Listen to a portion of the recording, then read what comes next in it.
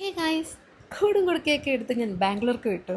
ഇനി ഒരു വർഷക്കാലം നമ്മൾ ഇവിടെ ആയിരിക്കും ഉണ്ടാവുക. ഇന്ന് രാവിലെ നാട്ടിൽ നിന്ന് എത്തിയിട്ടേ ഉള്ളൂ. അതുകൊണ്ടൊന്ന് ഫ്രഷ്നപ്പ് ആയിട്ട് പറയാം വിശേഷങ്ങൾ. ഞാൻ എൻ്റെ 1 ഇയർ ഇന്റേൺഷിപ്പ് ചെയ്യാൻ പോകുന്നത് ബാംഗ്ലൂരിൽ ഒരു മെഡിക്കൽ കോളേജിലാണ്. ഫ്ലാറ്റിന് അഡ്വാൻസ് ചെയ്തു പോയിട്ട് ഇന്നാണൊന്ന് ശരിക്കും കാണുന്നത്.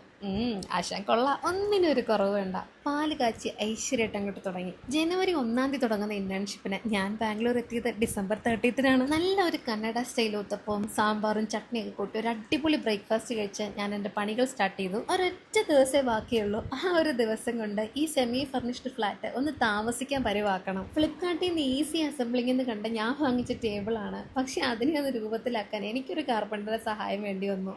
മാട്രസ് ഒക്കെ ഞാൻ ഇങ്ങോട്ടേക്ക് വരുന്ന ദിവസം എക്സ്പെക്റ്റഡ് ഡെലിവറി കൊടുത്തിട്ട് ഓൺലൈനിൽ ഓർഡർ ചെയ്യായിരുന്നു. നല്ല കോട്ടൺ മാട്രസ് ആണ്, പക്ഷെ വല്ലാത്തൊരു കെമിക്കൽ മണം ഉണ്ടായിരുന്നുണ്ട്. ആദ്യത്തെ ഒരു ദിവസം ഞാനത് ഉപയോഗിച്ചില്ല.